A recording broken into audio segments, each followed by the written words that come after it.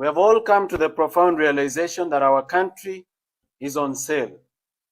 Shockingly, the buyer is also the seller. Kenya yetu inauzwa, na cha kushangaza muuzaji ndiye mnunuzi. In the year 2013, a group of powerful individuals sat in a room and made a plan to be the wealthiest men in the world, to the disenfranchisement of many Kenyans. They hatched a grand scheme that would earn them an empire only similar to the Russian oligarchs. It was simple. Steal as much as you can, make Kenya poor as much as you can, then bring back the money that has been stolen and buy everything that is valuable in Kenya, then dominate the people as their landlords. However, they had to overcome one obstacle. Kenya had just received a new constitution, which required every shilling of revenue, including money borrowed, to be deposited in the consolidated fund. From there, it would be allocated by Parliament to the recurrent and development expenditure, withdrawals of which would be made with the approval of the Controller of Budget, and the Auditor General would audit it. These individuals decided to cheat the law.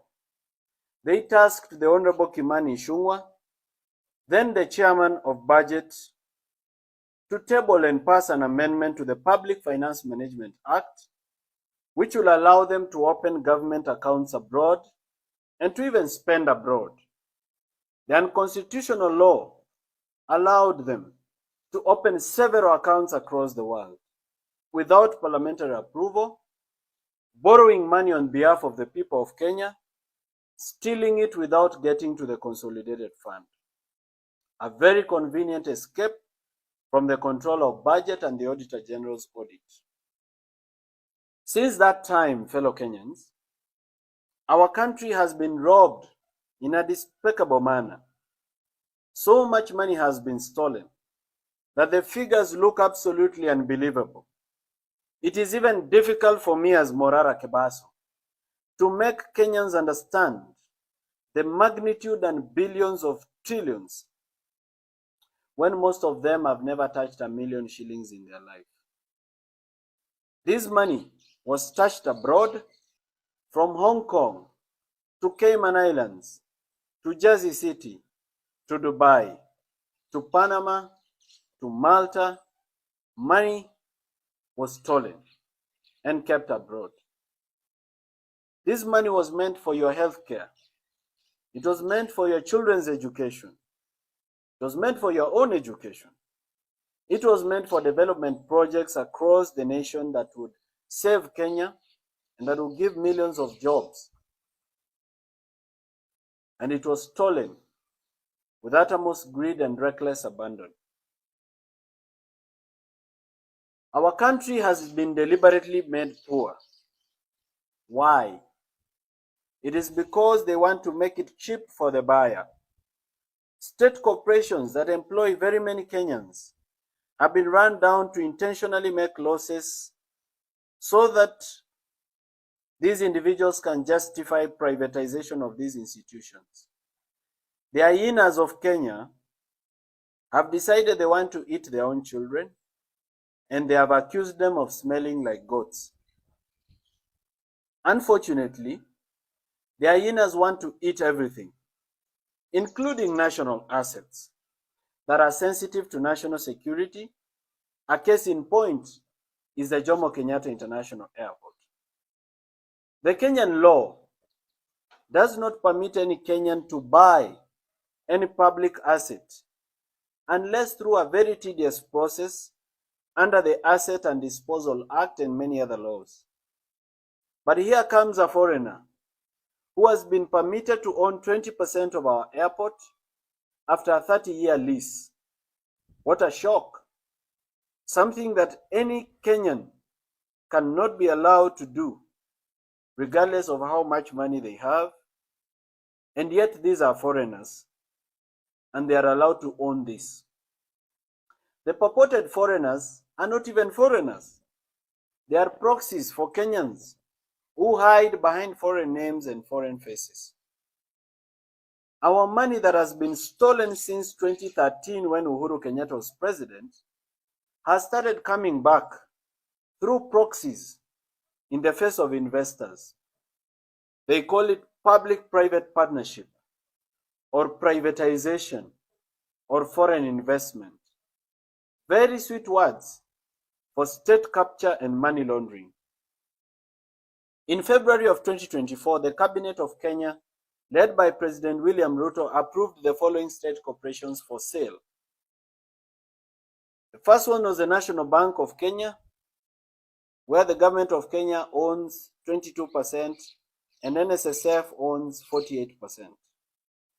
Consolidated Bank of Kenya, where the Deposit Protection Fund owns 50% on behalf of the government of Kenya. Development Bank of Kenya, where ICDC owns 89% on behalf of the government of Kenya. Agrochemical and Food Corporation ADC, where ADC owns 28% and ICDC owns 28%, all on behalf of the government of Kenya. These are state corporations that were supposed to be sold or privatized. Kenya Wine Agencies, 72% is owned by ICDC. East African Portland Cement, where houses were demolished recently, NSSF owns 27% and government of Kenya owns 25%. All this is the government of Kenya ownership. Kenya Meat Commission was to be privatized, where the government owns 100%. New KCC, government of Kenya owns 100%. The Numerical Machining Complex under the Kenya Railways Corporation, 51% owned by University of Nairobi and 49% owned by Kenya Railways Corporation. Miwani Sugar Company, which is under receivership, the government of Kenya owns 49%. Muhoroni Sugar Company, where ADC owns 16%. Mount Elgon Lodge Limited, Kenya Trading Corporation,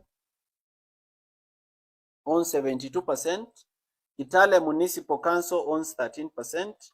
And Trans Nzoia County Council owns 13%. These were to be sold, all of them. Golf Hotel Limited, Kakamega Municipal Council owns 20%. Sunset Hotel, Kenya Trading, KTDC owns 95.4% and Kisumu City owns 4.6%. Kenya Safari Lodges, KTDC owns 63%. KWS owns 0.02%. Kenyan, government of Kenya owns 70%. This was to be privatized. Kenya Pipeline Corporation, 100% owned by the government of Kenya, where money was stolen recently. It was to be privatized. Kenya Ports Authority, 100% owned by the government of Kenya, was to be privatized.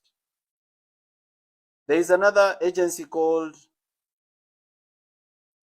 the South Nyanza Sugar Company. It was also to be privatized, where the government of Kenya owns 98%.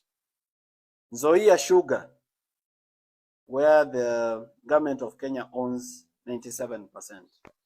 All these are state assets of great value.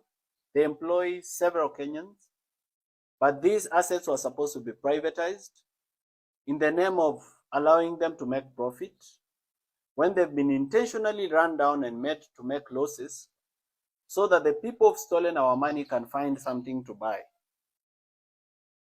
Ladies and gentlemen, you and I know the buyers, and the buyer is also the seller, and the seller is the buyer. The mission for these people is to build empires that can be passed down through their descendants like royal families. But they want to do this by impoverishing and making us all poor. They want to do this all on the backs and in the sweat and tears and blood of dying Kenyans who can barely afford to eat. Today, We stand on ashes. We stand on a broken country that cannot afford basic necessities of life. Our natural resources, mined and taken abroad to develop other countries with no benefit to the Kenyan people except corrupt politicians in power.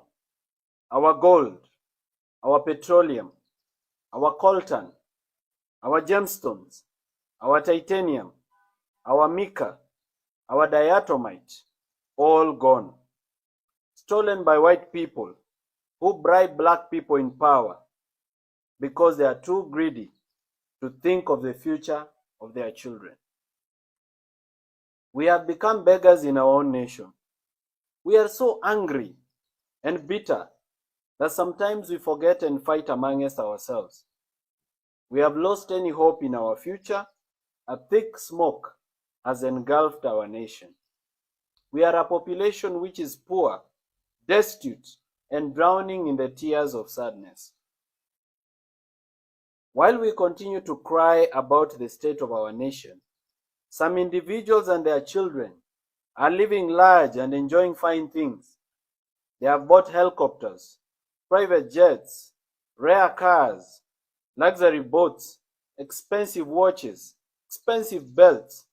They have bought holiday homes around the world, and they have invested in building private cities.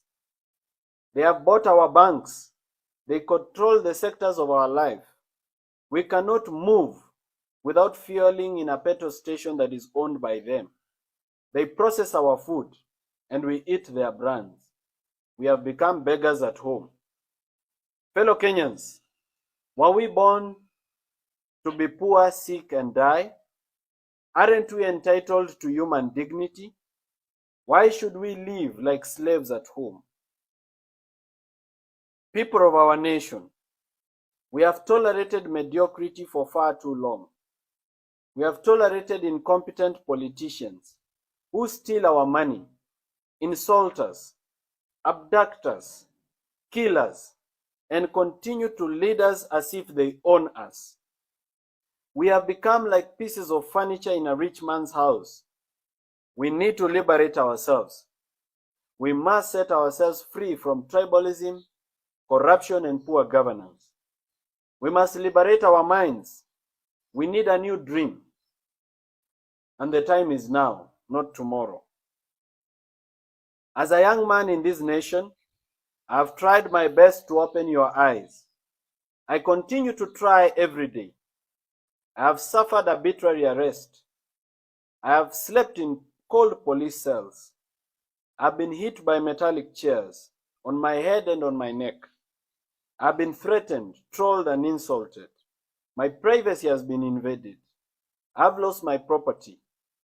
My previously quiet life has been turned upside down into chaos where every word I utter can be misunderstood and turned back against me in a sharp knife of condemnation. But I still stand tall, and I hold my head high. I refuse to buy fear. I refuse to give up, and I refuse to live like a slave. In my commitment, I have inspired many of you to join me in this journey. Now this is a movement for change. I don't claim to be perfect, but I am passionate. I'm a team leader and a team player at the same time. I believe we can change it. Ninaamini itabadilika. It is time for us to come together. We need to put aside our ego, our personal pride, or self-importance of any kind. We need to reason together as a nation. We have different ideas. Some believe we should create systems and not individuals. I believe we should mentor individuals of integrity to take over systems and institutions. Well, we can disagree to agree. In that conversation, let everyone's voice be heard in silence.